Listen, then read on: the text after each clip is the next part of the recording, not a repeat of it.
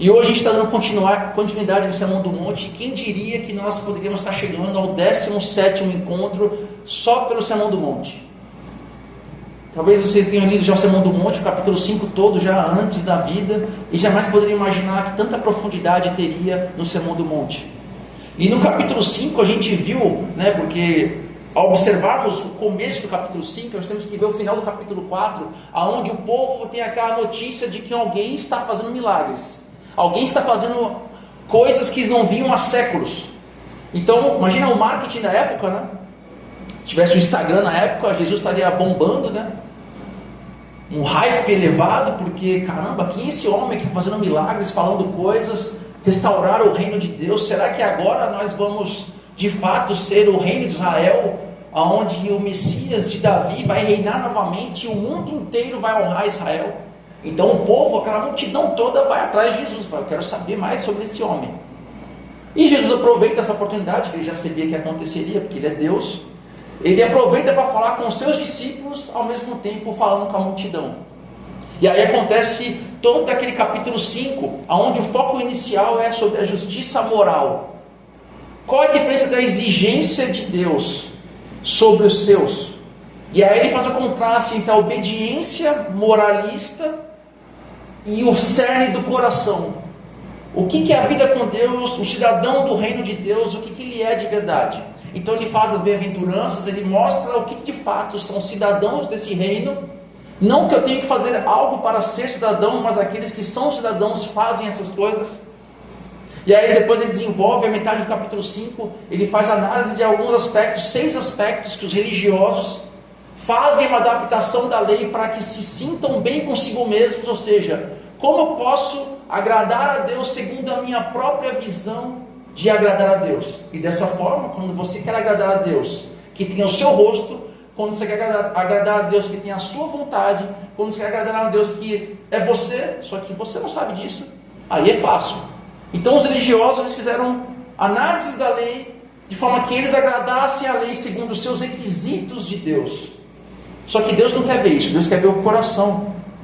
E agora ele entra no capítulo 6, onde ele sai da justiça moral e vai para a justiça religiosa, ou a justiça da piedade. O que ele quer falar aqui? No capítulo 6 ele quer fazer uma relação direta de Deus conosco, como nossos atos devocionais, atos de misericórdia, atos de oração, como isso se relaciona de fato com Deus. O que isso é importante perante Deus? Então a gente vai ver durante todo esse capítulo 6, e Jesus fala muito disso, e Paulo nas cartas fazem disso, que às vezes atos de religiosidade, atos de devocional, são meramente mecânicos, sem de fato estar com o coração conectado com Deus, de nada serve. Você pode até fazer ações sociais, entregar a sua vida, Paulo fala isso, que você pode entregar até mesmo o seu corpo à morte, se isso não estiver conectado com Jesus, com Deus, de nada serve. E aí eu coloquei aqui o nosso tema, como o nome, coloquei o seguinte título: a amnésia das boas obras. Talvez vocês não tenham entendido porque eu coloquei a amnésia das boas obras, mas durante a nossa conversa de hoje vocês vão entender bem sobre isso. E aqui eu quero citar 2 exemplos, para a gente começar aqui a conversar sobre esse assunto. Então imaginem vocês, um influencer digital muito famoso. Ele está caminhando por uma cidade, uma metrópole, e aí ele vê aquelas regiões centrais onde tem muitos moradores de rua. Aí ele avista um morador de rua, desses moradores de rua, um que está precisando muito de comer. Se a gente for agora, sair daqui, a gente vai ver vários, no Gonzaga, vários em vários bairros de bastante ciclo de pessoas, a gente vai ver vários que você vai chegar lá e vai ver que precisa comer, precisa de uma roupa, precisa de algum ato de caridade. E aí ele decide, esse influencer, praticar a caridade. Só que, no entanto, antes de estender a mão, ele fala assim: poxa, eu posso aproveitar essa circunstância e fazer o quê? Ele é um influencer. O que ele pode aproveitar a circunstância? Eu vou aproveitar e fazer uma filmagem disso. Eu vou pegar meu smartphone, fazer uma filmagem e postar. Quem sabe eu consigo até alcançar outras pessoas para ajudar pessoas. Às vezes ele está no seu coração até com uma boa iniciativa. Fala: olha, quem sabe eu divulgando isso, outras pessoas que me seguem poderão fazer o mesmo e acabar com aquela pobreza. Quem sabe eu consiga tocar o coração de políticos, pessoas que podem fazer alguma atividade social relevante mais do que eu. Então olha só o ponto. Às vezes podemos trazer boas circunstâncias, boas iniciativas para fazer um ato que meramente pode somente agradar aquele que faz a caridade. Só que ele aproveita e fala, já que eu vou fazer isso, né, eu tenho que fazer uma boa filmagem. Então ele vai, ele enquadra a cena, ele verifica a luz, como é que pode ficar bem na cena, ele se enquadra junto com o mendigo, e aí sim ele entrega a marmita. Então esse ato de marmita, de roupa, o que quer seja que ele esteja doando, que dura apenas alguns segundos, pode, com um vídeo comovente, ele fala assim, olha, eu vou colocar agora uma edição, né, botar um vídeo, editar a imagem de forma que seja um pouco melhor. E aí ele bota uma legenda muito bonita. Fazer o bem sem olhar a quem. Então quem sabe, outras pessoas podem vir aqui e fazer o mesmo. Então ele se sente bem consigo mesmo. Se sente bem consigo mesmo. O teólogo Vincent Young relata um caso diferente que também pode ser importante para a gente analisar aqui esse contexto do necessitado. Porque às vezes a gente só olha a questão do estado de pobreza, mas quando Jesus vai falar desse capítulo 6, desse começo, também ele pode ser abrangente para várias áreas de necessidade. E aqui eu vou trazer um exemplo para uma igreja. Então ele imagina um caso que tem a mesma raiz que desse influencer. Uma mulher exige da igreja o reembolso de bancos que a família dela havia doado havia gerações atrás. Então imagina vocês uma igreja histórica, por algum motivo, essa pessoa falou, olha, eu quero ressarcimento sobre tudo aquilo que a minha família fez aqui por gerações dessa igreja. Aí você pode perguntar, mas o que tem a ver o influencer fazer uma doação de caridade para o mendigo, para o morador de rua, e essa mulher que pede de volta tudo aquilo que a família dela deu por gerações da igreja? O que se ambos os casos revelam sobre o coração humano? Revela que essa doação, tanto desse influencer quanto dessa família, é uma doação com amarras, são cordas com amarras, ou seja, não havia o sacrifício da doação por meramente um coração generoso perante Deus, porque ambas as transações, tanto dos bancos quanto da marmita, ela esperava retorno. Então toda vez que você faz algo esperando retorno, essa doação tem sentido. Esse ato de piedade, esse ato de misericórdia, qualquer ação que você fizer esperando qualquer retorno, isso não é bom aos olhos de Deus. Então vamos analisar os dois casos. No caso do influenciador, o desejo é ser reconhecido como generoso. Esse é o desejo. O foco interessa mais a ele do que aquela pessoa que foi acolhida por aquela marmita, por aquela necessidade de sanar a fome. O necessitado aqui não é visto como uma pessoa que exige a responsabilidade moral do outro de estender a mão, mas sim um acessório para que eu como influenciador consiga ter valor sobre isso. Então vou citar um exemplo que eu vivi com a Paula. A gente foi há uns anos atrás lá para o Jequitinhonha, um amigo meu era pastor lá, a gente foi lá passar um tempo lá. E aí a gente ficamos umas 3 semanas lá e ele falou, vai ter uma ação social de uma igreja rica, de uma cidade nos 300 quilômetros lá de Jequitinhonha, que ia fazer uma ação social no bairro mais pobre que tinha lá no Jequitinhonha. Falei, vamos lá. Eu fui só à tarde, no auditório, no ginásio. Mas durante a manhã, o que eles iam fazer? Eles vieram com vários ônibus da igreja mãe, dessa igreja rica, e iam fazer o seguinte, eles iam pegar um missionário da cidade, eles iam em duplas em casas, eles iam falar do evangelho e tal, e ia dar um ticket vale cesta básica, aonde as pessoas poderiam retirar a cesta básica no auditório à tarde, final de tarde. E aí eu fui direto para esse ginásio, na verdade. Cheguei lá, nesse ginásio, puseram as cadeiras em frente a um palco, montaram um palco no ginásio, puseram as cadeiras, onde as pessoas que estavam com os tickets iam sentando. E aí eu fiquei na arquibancada. Foi uma cena horrível, porque as pessoas iam chegando e parecia um cercadinho. As pessoas iam sentando assim, pessoas que você viam que são carentes. As pessoas iam sentando e atrás ficava a galera da igreja, né? Ficava em oração, ficavam conversando. E nessa 1 hora antes de começar todo esse evento que aconteceu, em nenhum momento eu vi as pessoas que estavam da igreja se confraternizando com quem chegava. Então você via que parece que chegava e tinham que sentar aqui. E ele só observando eu, o pastor e a galera que estava na arquibancada. E aí o evento foi acontecendo no palco, e aí pessoas totalmente despreparadas, que realmente não conheciam aquela realidade, ficavam falando, olha, vocês que são pobres, vocês que são carentes, vocês que passam fome, Deus é um Deus de sei do que lá. Eu falo assim, que absurdo, que bizarro, que coisa horrível. E aí você vê que a maioria das pessoas estavam ali simplesmente para pegar a cesta básica. Porque aquela região de Minas Gerais, o forte não é tanto assim a igreja evangélica, né? E aí você via assim um negócio totalmente terrível, obrigando as pessoas a participar daquele evento, que era uma apelação.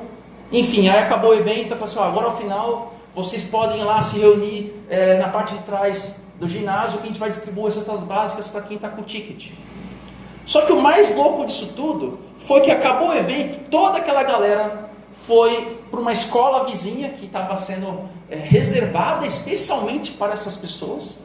Ou seja, até nisso eles eram separados do público, eles tinham uma escola que eles reservaram para eles, para tomar banho, para almoçarem, para comerem, enquanto que o povão tinha que entrar no ginásio com fome e esperar a vez de serem atendidos e pegar a cesta básica. Aí essa galera toda pegou, foi se tomar banho, foi subir no ônibus e foi embora, feliz. Provavelmente na semana seguinte, eles iam fazer uma edição de vídeo na igreja e falar, olha só, fizemos uma ação social, Deus abençoou. Será que aquilo agradou mais o coração daqueles que estavam doando ou de quem recebeu? Mas a história não acaba aí. Acabou o evento, foi aquele monte de gente, pessoas que necessitadas, pessoas que muitas vezes não têm estudo, pessoas que têm dificuldade financeira, pessoas que não sabem lidar umas com as outras. Aí foi aquele caos. A maioria, 90% das pessoas que estavam ali para ajudar, em tese, foi embora. E quem ficou para entregar a cesta básica? O missionário, sozinho.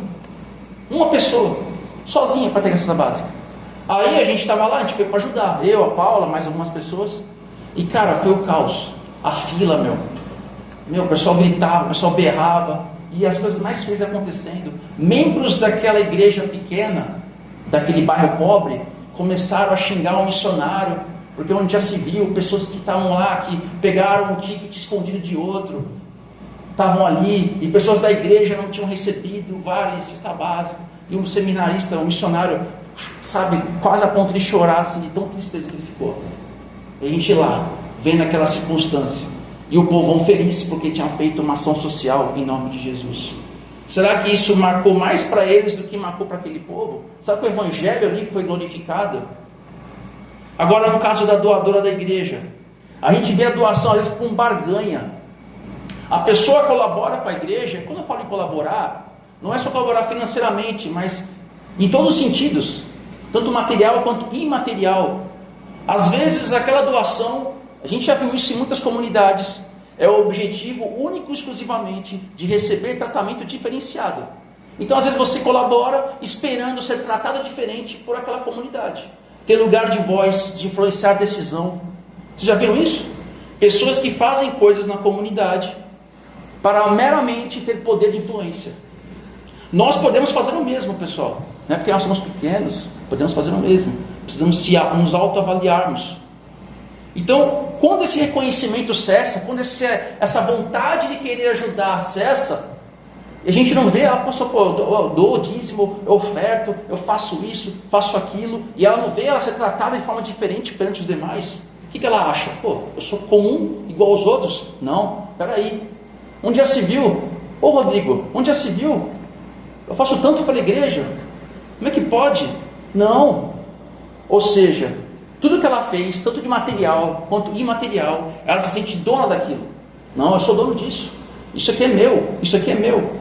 Ou seja, você nunca entregou de verdade, de fato, aquilo que você está fazendo ou você está doando. Você espera algo em troca. Eu nunca vi isso. Você doar alguma coisa para a igreja e pegar de volta. Isso não existe. Mas a gente já viu isso.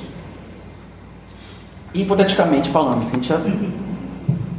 E aí vem a parte pior disso tudo. A igreja, que deveria ser a voz que denuncia aquelas atitudes, tanto do influencer quanto dessa pessoa que doa para a igreja, muitas vezes ela incentiva isso. Olha que loucura.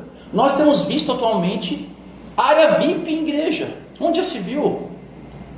Pessoas que ele observa que, olha, vamos ver um grande influencer que tem 1 milhão de seguidores. Talvez ele não é membro daquela igreja, mas o líder daquela igreja, ele vê ele como um potencial, porque ele vê esse 1 milhão de pessoas como a oferta que ele precisa ter. Fala assim, a Andressa é uma influência de 1 milhão de pessoas, ela não é membro da igreja, mas eu vou visitar a igreja X.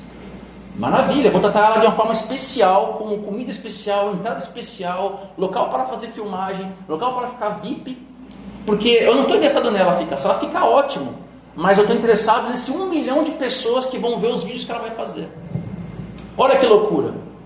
Mas será que a Escritura trata isso bem? A gente pode ver um dia, mais para frente, quem sabe. Tiago fala muito disso na Escritura. Então Tiago de 2:1, de 1 a 9, fala exatamente disso, com essa prática perversa de tratar as pessoas de forma diferente. Mas o foco de hoje não é isso. Eu vou falar só de doação, de atender o aflito à necessidade. Mas Jesus, ele, ao falar essa parte do Sermão do Monte, no capítulo 6, ele vai tratar muito disso, ele vai confrontar isso, porque nós vivemos num tempo onde a nossa existência ela é validada pela nossa visibilidade. Se você não é visível, você não existe. Então a geração tem um seguinte lema: se não foi postado, não aconteceu, se não foi visto, não tem valor. Eu estava vendo ontem o Instagram, eu achei aquilo muito bizarro. Filmaram uma outra mulher filmando um show, ela estava numa área especial do show, ela estava filmando com vários celulares um evento. E aí a legenda qual que era? Influencers pagavam pessoas para irem nos shows, fazerem vídeos, para dizer que aquela pessoa estava no show. Olha que loucura! É o que eu acabei de falar. Se você não é visível, você não existe, você não é validado. E Zygmunt Bauman, que escreveu muito sobre isso, eu gosto muito de citar ele fala o seguinte: a invisibilidade é equivalente à morte. Hoje, se você é invisível, você está morto. Então, nós somos treinados nesse mundo, por conta dessa visibilidade, que é uma ansiedade que nós temos que ser visíveis, ela nos dá uma dependência da opinião alheia. Então, as nossas boas obras são influenciadas por isso, porque nós usamos isso como ferramenta para buscarmos o quê? Aceitação. Olha só, a Vanessa é uma excelente pessoa, que crente, nossa, tem um coração incrível, uma mulher de Deus. Então, para ilustrar isso, né, eu gosto de citar bastante pessoas aqui. Shakespeare fala uma frase muito legal: os homens deveriam ser o que parecem, ou pelo menos não parecerem o que não são. Então, os homens deveriam ser o que parecem, ou pelo menos não parecerem o que não são. E aqui, no ambiente religioso, isso é ainda mais perigoso, porque Jesus nos chama para o inverso, uma contracultura da invisibilidade. Ele nos chama para sermos visíveis, mas sim para sermos invisíveis. Então a nossa piedade não precisa estar marcada pelo marketing, porque esse segredo vivido em Deus é o que realmente importa. E aí a gente vai abrir o texto, toda essa introdução para a gente ler o texto de Mateus 6, de 1 a 4. Tenham cuidado de não praticar as suas boas obras de justiça diante dos outros para serem vistos por eles. Se fizerem isso, não terão nenhuma recompensa do seu Pai que está nos céus. Portanto, quando você cuidar dos necessitados, não anuncie isso tocando trombeta, como fazem os hipócritas nas sinagogas e nas ruas, a fim de serem honrados pelos outros. Em verdade lhes digo que eles já receberam a sua plena recompensa. Entretanto, quando você cuidar dos necessitados, que a sua mão esquerda não saiba o que está fazendo a mão direita, de forma que você preste ajuda em secreto, e o seu Pai que vê o que é feito em secreto o recompensará. E aqui eu vou dividir em 3 partes.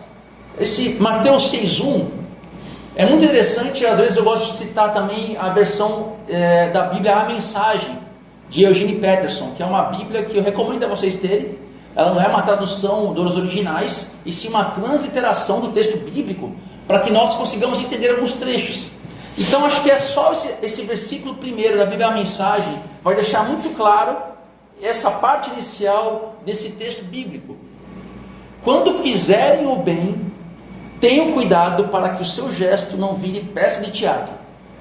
Pode até ser um bom espetáculo, mas Deus não vai aplaudir. Olha só que versículo, que legal como ele conseguiu trazer aqui a essência do texto.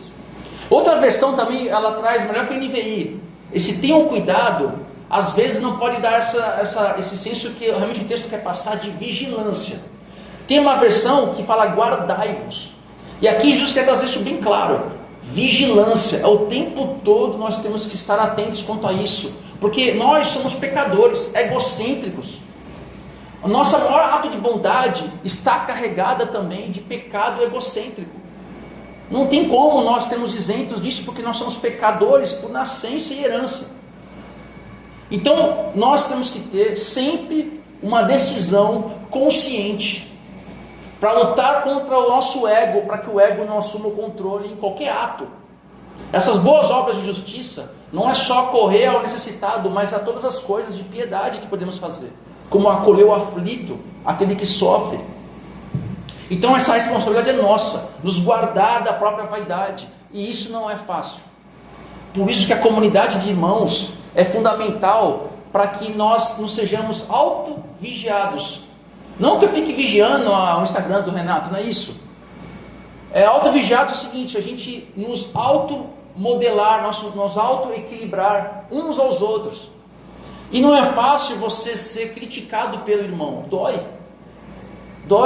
mas é uma dor que com o tempo ela passa e ela dá fruto. Porque se teu irmão está fazendo uma crítica a você, é o seu irmão que ama você. Pode doer na hora, mas com o tempo essa dor vai passar e você vai refletir sobre isso. Não é muito não? Não é muito sobre isso? Mais ou menos. Não é irmão, só irmão de sangue não. Irmão é irmão da fé. Aí beleza, aí pode. E às vezes o elogio do cara que não te conhece infla o teu coração e é pior. Porque ela pode te levar a caminhos do ego que você nunca espera. E às vezes grandes bênçãos trazem grandes maldições. E a gente conhece, já vimos muito na história recente, ou pessoas que a gente já viu, que foram pegas pelo ego e caíram por isso. E Paulo fala isso, quando estiverem de pé, cuidado para que não caia. Então às vezes é melhor ouvir a crítica do irmão do que o elogio de um cara que você não conhece. Então voltamos aqui. À primeira vista parece haver uma contradição no texto, se vocês perceberam. Porque no capítulo 5, Jesus diz o seguinte: assim brilhe também a vossa luz diante dos homens. Espera aí, Jesus em Mateus 5, ele proíbe que a nossa justiça seja praticada diante de homens. Fala assim, espera aí. Aqui ele fala que a nossa luz, na verdade, a contradição é o seguinte: em Mateus 5, Jesus fala o seguinte: olha, que a sua luz brilhe pelos homens. O que você fizer de bom, que ela brilhe, essa luz brilhe, as pessoas precisam ver os seus atos devocionais. Mas aqui Jesus fala assim, não, faça em segredo. Aí você fala assim, caramba, mas quando eu faço em segredo e quando eu faço de forma que essa luz brilhe, que as pessoas vejam e glorifiquem a Deus? John Stott, ele faz uma distinção aqui importantíssima. Olha o que ele fala: devemos mostrar nossas obras quando somos tentados a escondê-las por covardia. Quantas vezes a gente tem aquela contradição interna de fazer alguma coisa, de falar alguma coisa, que se a gente fizer isso, as pessoas vão apontar o dedo: olha, tinha que ser crente, olha que absurdo, olha Felipe, por que você falou isso, por que você fez isso? Então, por medo de você expressar uma ideia, uma atitude, um pensamento realmente cristão, você se esconde por covardia. Só que nessa hora a gente fala o seguinte: olha, a tua luz tem que brilhar, você tem que fazer a diferença. E aí sim você tem que fazer para que essa luz brilhe e essa covardia suma, e você fala: olha, eu sou uma pessoa de Deus. E por outro lado, devemos escondê-las, essas obras, quando somos tentados a mostrá-las por vaidade. Então quando a sua vaidade está falando alto para você mostrar alguma coisa, é aí que é a hora que você tem que se esconder. Porque às vezes você quer mostrar alguma coisa e vai assim: olha só, caramba, Cláudio, você é muito crente, meu Deus, você é incrível, você é um homem sensacional, bonito também, uma pessoa incrível. E aí isso te infla o teu ego e vai te levando a caminhos que você nem espera que podem te levar.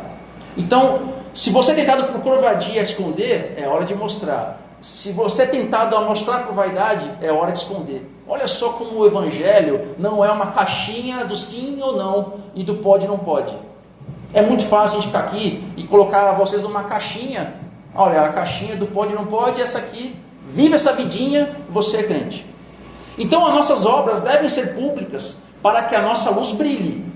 Mas a nossa devoção a Deus deve ser secreta, para que isso não se torne um ato de vanglória. Porque o objetivo final de tudo e todas as coisas é glorificar a Deus. Então o pecado aqui é a motivação, o que te leva a fazer, a pensar e agir. Então um pensamento de Descartes, que vocês conhecem muito bem, de penso, logo existo, mudou para sou visto, logo sou. Então há uma busca incessante de nós, como essência, nos mostrarmos para sermos vistos. E isso chama auto-idolatria. Devemos tomar muito cuidado com isso. O ego nos leva à auto-idolatria. Então quando fazemos o bem, buscando aplausos, a nossa identidade está sendo construída fora de Deus. E aí entra nessa música que a gente cantou o refrão. Tu és Deus, quem sou eu? Se você não busca Deus de forma constante, você não sabe quem é você. E você vai criar uma identidade longe dele. No final das contas, quando a gente quer agradar os outros, estamos tentando apenas agradar a nós mesmos. E aí a gente vai para a parte 2. Portanto, quando você cuidar dos necessitados, não anuncie isso tocando trombeta, como fazem os hipócritas. O rei aqui, o rei Jesus, aplica um princípio à caridade. Que a questão que ele vai falar daqui a pouco é: o que não é a mão que está fazendo, o que importa não é o que você está fazendo, mas o que o coração está pensando ao fazer aquilo. E aqui Jesus ele argumenta da seguinte forma: a pergunta não é se daremos alguma coisa, mas sim quando dermos. E aqui é um ponto muito importante. É muito importante. E algo aqui que toca o coração do Alex, algo que ele fala muito quanto à ação social, quanto a fazermos a diferença, e ele está corretíssimo. Porque o homem não é salvo pelas obras de caridade, mas a caridade, ela evidencia a salvação que você tem. E isso é uma verdade. Quando nós fazemos algo, é algo que evidencia a vida que nós temos com Deus. Então nós, como cidadãos desse reino, temos que ter um coração que dói pela dor do ferido, de quem precisa, do necessitado. Então o cristão ele tem o coração, o bolso e as mãos e a casa abertos. E não é fácil. Eu falo para mim, não é fácil. Porque a gente, por mais que nós saibamos que somos mordomos nessa vida, a gente está em apego a muita coisa. Muito apego a muita coisa. Então a graça é a causa, a fé é o instrumento, e as boas obras são o resultado. E aqui a gente vai falar do hipócrita. A gente já falou isso muitas vezes aqui. Na escritura ele trata de hipócrita, mas o hipócrita tem 3 tipos de hipócrita, e eu vou citar um só aqui. Como vocês sabem, hipócrita se refere no grego aos artistas que usavam máscaras para fazer uma cena, uma peça. E aqui, quando ele associa isso ao religioso, esse tipo de hipocrisia religiosa é aquele cara que está mais preocupado com a reputação de santidade do que a própria santidade em si. E esse é um risco que nós também corremos o risco de cometer, melhor dizendo. De nós estamos mais preocupados com a reputação de santidade do que a santidade em si. Lembra uma vez quando eu preguei sobre aqui pecado na área moral? Que a pesquisa que fizeram, as pessoas estavam mais preocupadas em serem pegos num ato de imoralidade do que a imoralidade em si. Então a prática para eles não era um problema, o problema era serem descobertos na imoralidade. Então o hipócrita religioso aqui, ele transforma uma atividade real, do resultado de uma vida com Deus transformadora, para somente exibir aos outros o quanto ele é santo. Olha como esse cara é santo, olha como essa mulher é santa.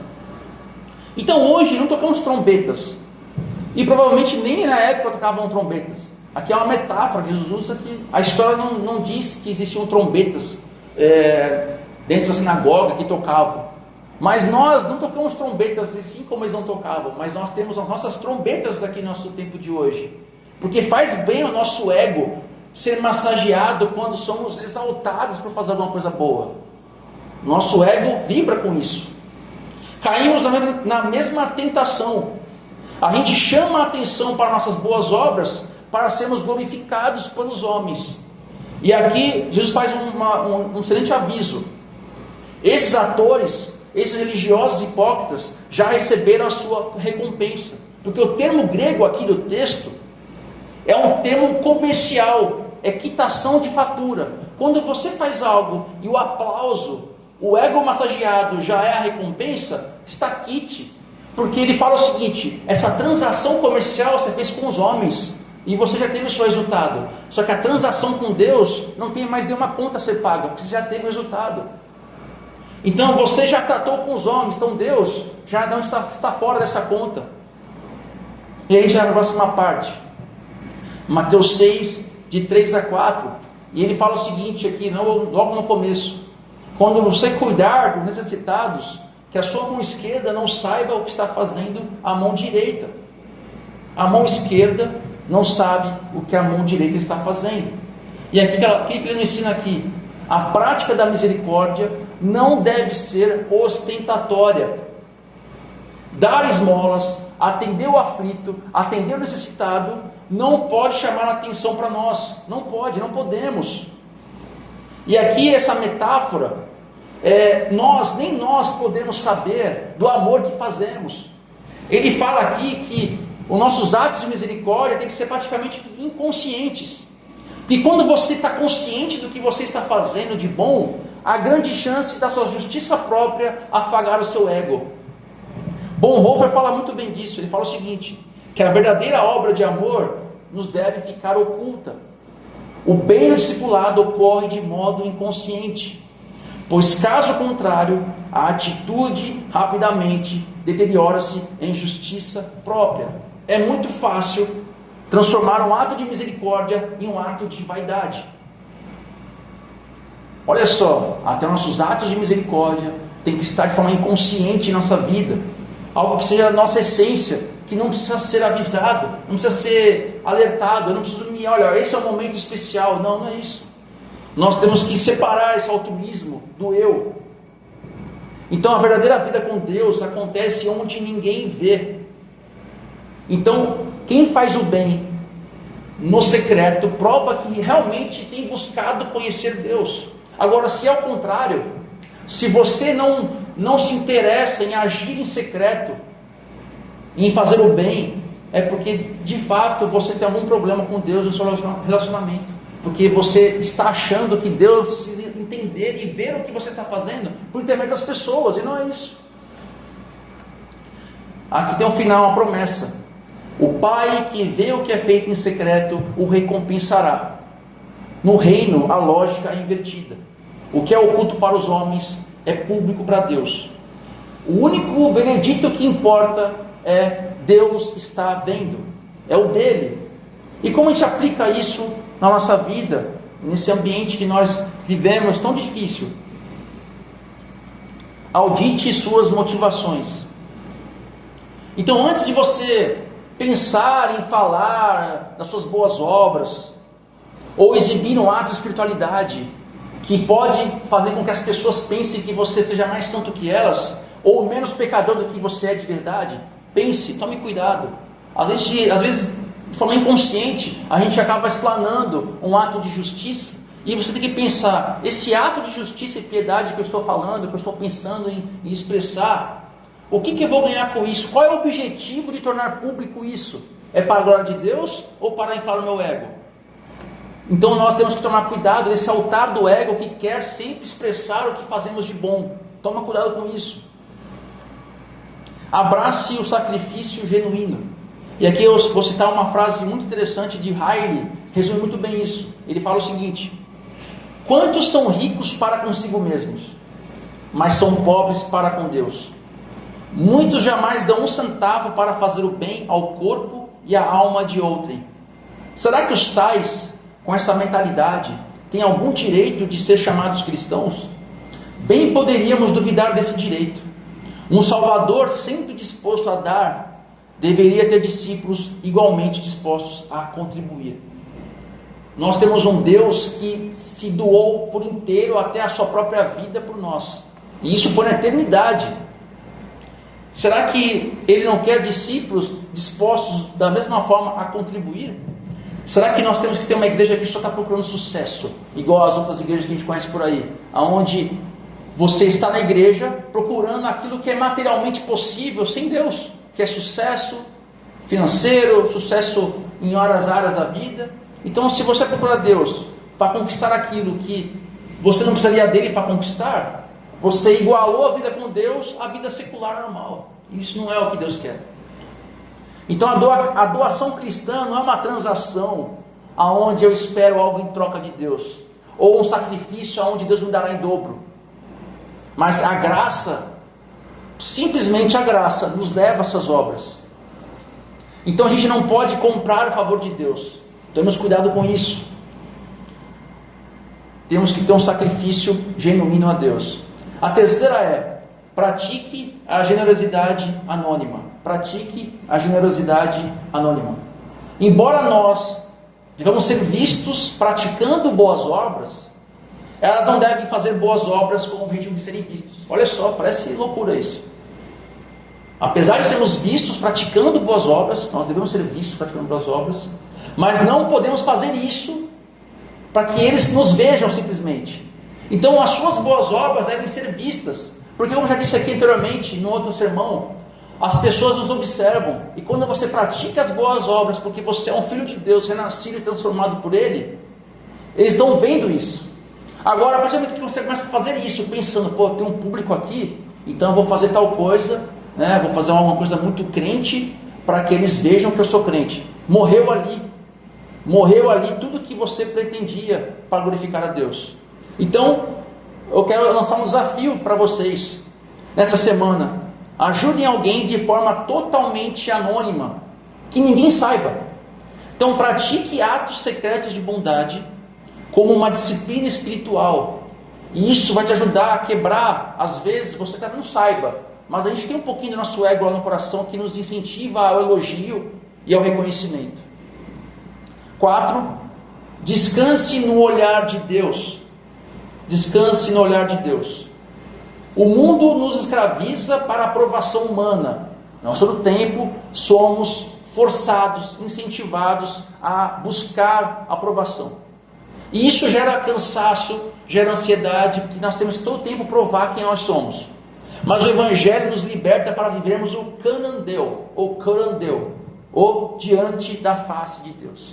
Nós temos que viver diante da face de Deus. Isso é o bastante. É o bastante somente saber que Deus está vendo. Às vezes a gente tem aquele temor de Deus estar vendo nosso pecado, mas Deus também está vendo nossas obras de justiça. Deus não é um Deus que está lá nos julgando como um velho que está lá só querendo jogar um relâmpago na nossa cabeça. Não é isso. Deus também se alegra com seus atos de justiça secretos. A sua vontade de viver pura e simplesmente para amar as pessoas. Que Jesus hoje possa nos ajudar a rasgar essa máscara da hipocrisia, de viver pelo aplauso, pelo elogio, viver pela aparência. Que isso, todo o Sermão do Monte trata disso. Que a nossa verdadeira liberdade cristã, ela na verdade nos leva à liberdade de pura e simplesmente viver o invisível para o mundo. Não que vocês tenham que sair da mídia social, não é isso. Não é esse tipo de invisibilidade, mas é o desejo de puramente ser visto. Deus quer nos livrar disso, porque nós somos plenamente reconhecidos em Deus. Deus é o autor supremo e é Ele que interessa nós agradarmos. Então ser um cidadão do reino é viver muito mais livre, com muito mais amor, com muito mais dedicação. É muito mais importante isso do que essa busca por influência, busca por domínio. Não é isso que Deus nos chama. Então que o Espírito Santo mude nossa natureza, transforma nosso espetáculo em serviço, a nossa exibição em adoração, e que o mundo veja nossas boas obras, mas não para nós sejamos louvados, mas que nossas boas obras sejam o motivo de que Deus seja louvado em nome de Jesus. Vamos orar?